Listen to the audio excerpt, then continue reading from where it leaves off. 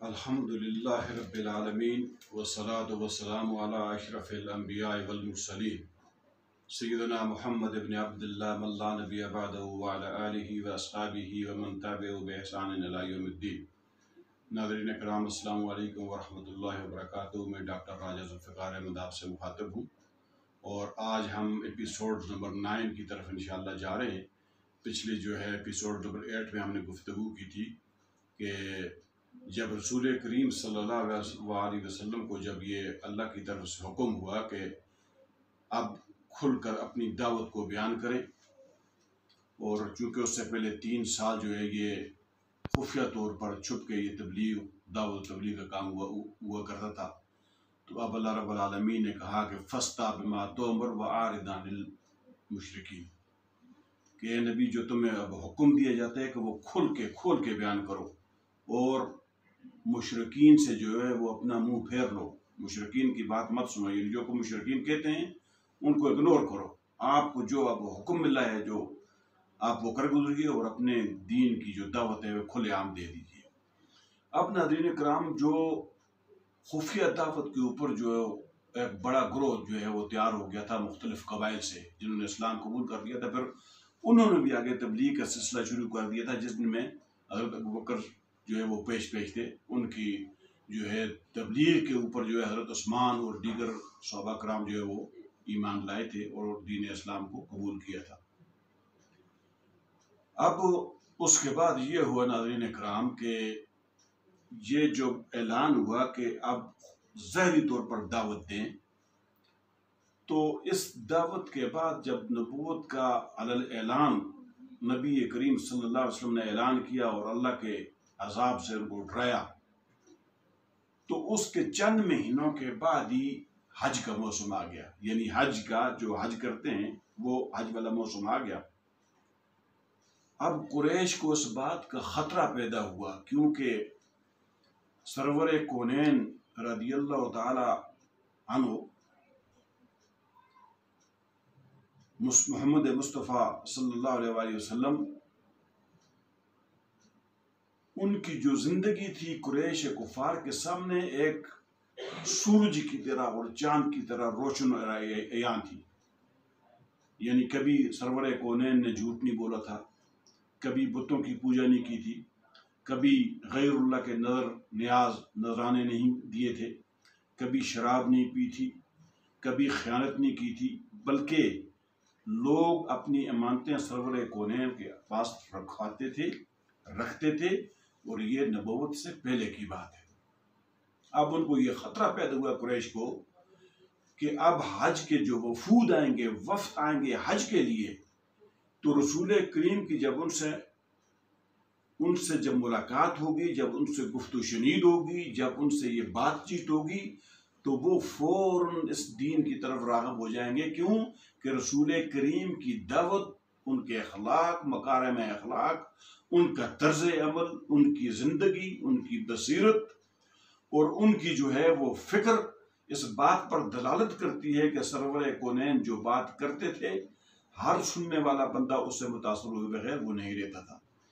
تو اب ان کو یہ خطرہ پیدا ہوا کہ جب حجاج کرام جب آئیں گے وفود کی شکل میں، تو جب ان کی تبلیغ سنیں گے، جب ان کی باتیں سنیں گے، وہ تو ان کے دین کی طرف مائل ہو جائیں گے اور پھر وہ اس دین کو قبول کر لیں گے۔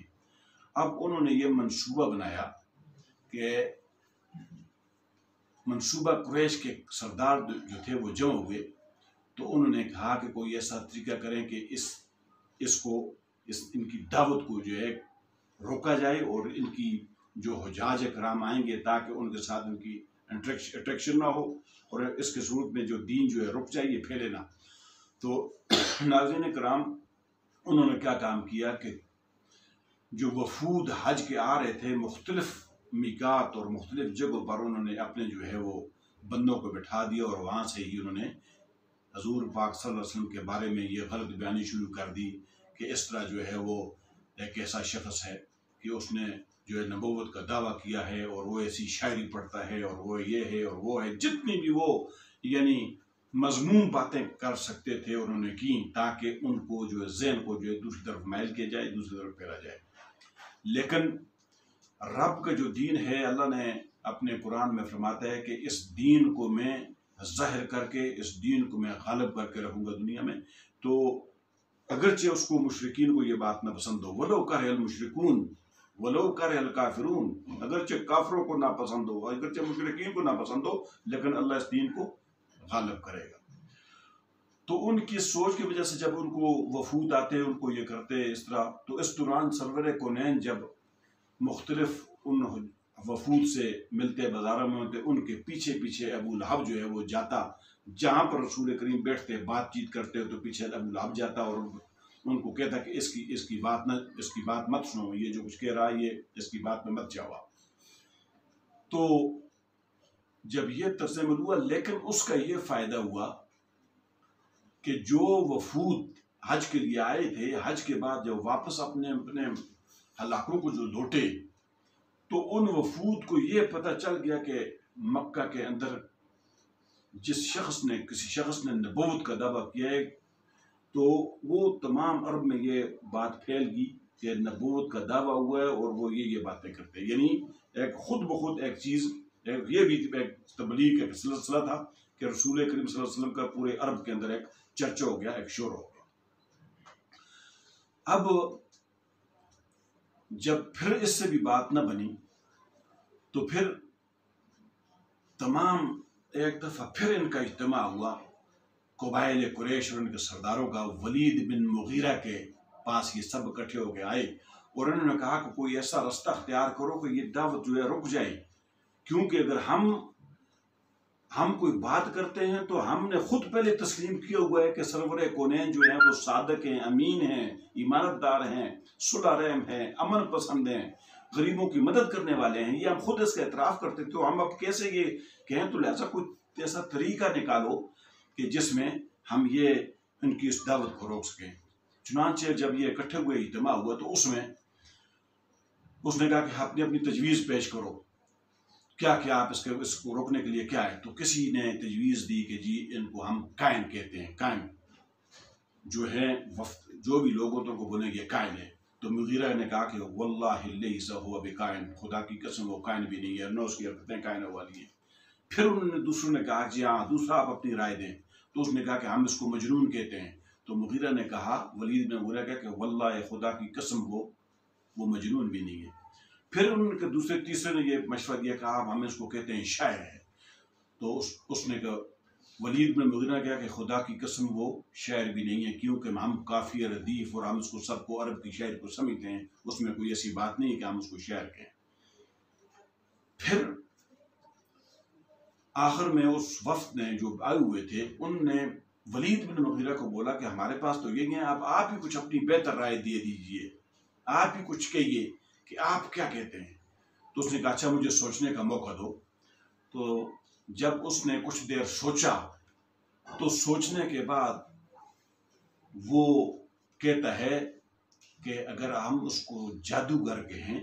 تو یہ سب سے بہتر ہوگا، جبکہ اسی مجمع میں پہلے اس نے ولید بن مغیرہ نے اس بات سے بھی انکار کیا تھا کہ آپ اگر جادوگر کہیں گے تو یہ بات بھی نہیں، اس میں جادوگر والی کوئی چیز ہے ہی نہیں ہے، وہ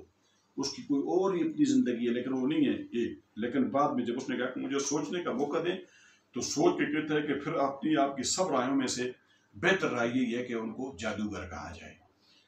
تو اس کے بارے میں پھر جو ایک جب اس نے سوچا، اس نے کہا کہ مجھے سوچنے کا موقع دیں،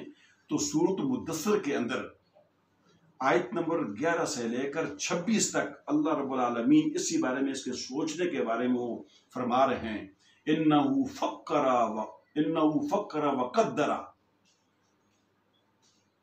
فقتل کیف قدر ثم قتل کیف قدر ثم نظر ثم عبس وبصر ثم ادبر واستکبر۔ یہ قرآن کہتا ہے، یعنی جب وہ کہتے ہیں قرآن میں اللہ پاک فرماتے ہیں کہ جب اس نے یہ بات کی کہ مجھے سوچنے دو، تو اللہ نے اس صورت میں نقشہ کھینچا، کیا؟ انہو فکر وقدر، اس نے سوچا اور اندازہ لگایا۔ پھر قرآن کہتا ہے کہ فقتل کیف قدر، تباہ ہو گیا، ہلاک ہو گیا جو اس نے اندازہ لگایا۔ ثم قتل کیف قدر، پھر تباہ ہو گیا، برباد ہو گیا، ہلاک ہو گیا جو اس نے اندازہ لگایا۔ ثم نظر، پھر اس نے نظر دوڑائی، اپنی نگاہ دوڑائی، ثم عبس وبصر، پھر اس اپنے پیشانی پہ اس کی سکیڑی، اور پھر اپنے منہ بسیڑا، پھر ثم ادبر واستکبر، اور پھر پلٹا اور اس نے تکبر کیا، یہ قرآن کے اندر، یہ اس کے سوچنے کی جو الفاظ تھی، اس نے نقشہ قرآن کے اندر اللہ پاک نے اس کا کھینچ لیا۔ تو سامعین کرام، اب کبھی نبی علیہ السلام کو کیا القاب دیتے ہیں، کبھی کیا القاب دیتے ہیں۔ اب کبھی کوئی کہتے ہیں کہ جی وقال ان هذا اللہ سحر یؤثر ان هذا الا قول البشر، کہ یہ جو کچھ پڑھ رہا ہے یہ تو کسی آدمی کا قول ہے، یہ تو پرانے قصے ہیں، وہ یہ کہتا۔ تو اسی لیے جتنی بھی ان کی جو باتیں تھیں، جو باتیں وہ کرتے تھے، وہ سب کی سب رائگان جاتی تھی، کوئی اثر نہیں ہوتا تھا، کیونکہ رسول کریم کی زندگی جو تھی اس بات پر دلالت کرتی تھی۔ اب انہوں نے یہ سارے جتنے بھی ہتھ کنڈے تھے ازدما لیے۔ اب آخر میں ایک اور انہوں نے کہا، کٹھے ہوئے پھر انہوں نے کہا کہ چلو ایسا کرتے ہیں کہ ہم سودے بازی کرتے ہیں۔ کوئی کیا سودے بازی کرتے ہیں؟ نبی پاک صلی اللہ علیہ وسلم کے پاس آتے ہیں، کہتے ہیں کہ اے محمد ایسا کرو کہ 1 سال ہم تمہارے رب کی عبادت کرتے ہیں، 1 سال تم ہمارے معبودوں کی عبادت کرو۔ اور پھر کیا قرآن کہتا ہے کہ ودو لو تدہنو فیدہنون، قرآن کہتا ہے کہ یہ چاہتے ہیں اے نبی کہ تو تھوڑی نرمی دکھائے تو یہ بھی نرمی دکھائیں، یعنی یہ اس لیے آئے، یعنی نبی پاک اپنے اس میں نرمی پیدا کریں، جو کچھ یعنی الوہیت اللہ کا، رب کی جو توحید بیان کر رہے ہیں، ہمارے جو بتوں کا انکار کر رہے ہیں، یہ جھوٹے خداؤں کا انکار کر رہے ہیں، تو یہ لچک پیدا کریں، اس مقصد کے لیے آئے کہ آپ لچک پیدا کریں، ہم بھی لچک پیدا کرتے ہیں۔ تو قرآن نے کہا کہ قرآن نے نقشہ کھینچا کہ یہ چاہتے ہیں کہ نبی تو بھی نرمی کر تو یہ بھی نرمی کرے۔ حالانکہ دین میں کوئی درمیانہ رستہ نہیں ہے، دین میں یا یہ رستہ ہے صراط مستقیم ہے، یہ شیطان والا رستہ ہے، یا رب العالمین والا رستہ ہے۔ دین میں درمیانہ کوئی رستہ نہیں ہے کہ آدھا ادھر پاؤں رکھو آدھا ادھر پاؤں رکھو۔ تو کلیئر کٹ جب انہوں نے یہ کہا کہ آپ ہمارے معبودوں کو برا بلا نہ کہیں، ہم آپ کے معبود کو برا بلا نہیں کہتے، آپ ہمارے معبودوں کی عبادت کریں، ہم آپ کی کرتے ہیں، تو اللہ رب العالمین نے ایک ایسا نقشہ کھینچا قرآن کے اندر، قل یا ایھا الکافرون لا اعبد ما تعبدون ولا انتم عابدون ما اعبد ولا انا عابد ما عبدتم ولا انتم عابدون ما اعبد لکم دینکم ولی دین۔ ناظرین کرام، ابو لہب کی دشمنی تو ایک ڈکی چھپی نہیں تھی، اور اس کی بیوی جو تھی ام جمیل، جس کا نام عروہ تھا، وہ بھی رسول کریم صلی اللہ علیہ وسلم سے اسی طرح دشمنی کرتی تھی کہ جس طرح یہ ابو لہب کرتا تھا۔ ایک دن اس طرح ہوا کہ یہ جب کہنے لگی کہ یہ شاعر ہے، یہ لوگ ہجو کرتا ہے، لوگوں کے مذاق کرتا ہے، تو ایک دن رسول کریم صلی اللہ علیہ وسلم خانہ کعبہ کے پاس بیٹھے ہوئے تھے، ساتھ ابو بکر صدیق رضی اللہ تعالیٰ عنہ بیٹھے، یہ پتھر لے کر آئی رسول کریم صلی اللہ علیہ وسلم کو مارنے کے لیے، اور جو ہی رسول کریم صلی اللہ علیہ وسلم کے سامنے آئی تو اللہ نے اس کی آنکھیں بند کر دی، اس کی آنکھوں کو پردہ ڈال دیا، اور رسول کریم کو دیکھ ہی نہیں رہی، پوچھتی ہے کہ تیرا صاحب این صاحبک، کہاں ہے تیرا وہ ساتھی؟ ابو بکر صدیق سے پوچھتی ہے، تو اس کی آنکھوں میں پردہ ڈال دیا، ان کو نظر نہیں آئے۔ تو پھر وہ کہتی ہے کہ اپنے صاحب سے کہو کہ وہ میری مذاق کرتا ہے، میرے ہجو کرتا ہے، کیوں کہ اس کے بارے میں قرآن کے اندر، اس کے خامد کے بارے میں، ابو لہب کے بارے میں اور اس کے بارے میں قرآن کے اندر صورت نازل ہو چکی تھی، اور ان کو بہت برا لگا اس بات کے ہمارے خلاف جو صورت نازل ہو چکی ہے، تبت یدا ابی لہب وتب ما اغنى عنه ماله وما كسب سيصلى نارا ذات لہب وامرأته حمالة الحطب في جيدها حبل من مسد۔ حمالة الحطب یہ وہی ہے، حمالة الحطب یہ وہی ہے، عروہ ام جمیل اس کی بیوی، یہ اس کے بارے میں جو لکڑیوں کو ڈھو کے لاتی ہے، یہ اس کا خطاب اس کو ملا۔ تو یہ اللہ نے اس کی آنکھوں پر پردے ڈال دیا کہ ابو بکر صدیق رضی اللہ تعالیٰ عنہ کہہ دیا کہ اپنے صاحب کے رو کر کہ میں ایک شاعرہ ہوں، اور جس طرح آپ میری ہجو کرتے ہیں، میری وہ کرتے ہیں، حالانکہ رسول پاک کسی کی مذاق نہیں کرتے تھے، رسول پاک کسی پہ تنقید اس طرح نہیں کرتے تھے، صرف حق بیان کرتے تھے اور اللہ کی وحدانیت بیان کرتے تھے، اور کسی کی مذاق نہیں کرتے تھے۔ تو وہ आई तो वो कहती है मैं भी शायरा हूँ, और फिर आखिर में कहती है कि मुज़म्ममन हसैना व अमरहु अबैना व दीनहु क़लैना। वो कहती है कि हम मज़म्मत करते हैं, हम इसका इनकार करते हैं, हम इसको रिजेक्ट करते हैं, उसकी जो हमें कह रहा है। व अमरहु अबैना, वो जो हुक्म देता है हमें, हम उससे इनकार करते हैं। व दीनहु क़लैना, और जो दीन हम पे पेश कर रहा है हम उससे नफरत करते हैं और उसको रिजेक्ट करते हैं। ये उसके अल्फाज थे। वो अबू लहब की जो बीवी थी उम्मे जमील, अरबा नाम था जिसका, ये उसके अल्फाज थे। तो नाज़रीन इकराम, सोचें ज़रा, वो नबी रहमत सल्लल्लाहु अलैहि वसल्लम जो कायनात में हर इंसान इंस और जिन के लिए मबूस किए गए ताकि उनको जहन्नम की आग से बचा सकें, उन्होंने हमारे लिए और उस उम्मत के लिए और इंसानियत के लिए कितनी कितनी तकलीफ़ें बर्दाश्त की, कितनी कितनी तकलीफ़ें झेलीं, और हमें आज इस माशरे में उन कुर्बानियों की कोई कदर नहीं है, और हम दीन को हमने पसे पुश डाला हुआ है, और हम यानी गैर दीनी जो चीज़ें हैं हमको ज़्यादा अहमियत देते हैं और दीन वालों को कम देते हैं। इसलिए नबी की सल्लल्लाहु अलैहि वसल्लम की ज़िंदगी पर आप गौर करें, ज़िंदगी पर गौर करें, उन्होंने कितनी हमारे लिए कुर्बानियाँ दी हैं। तो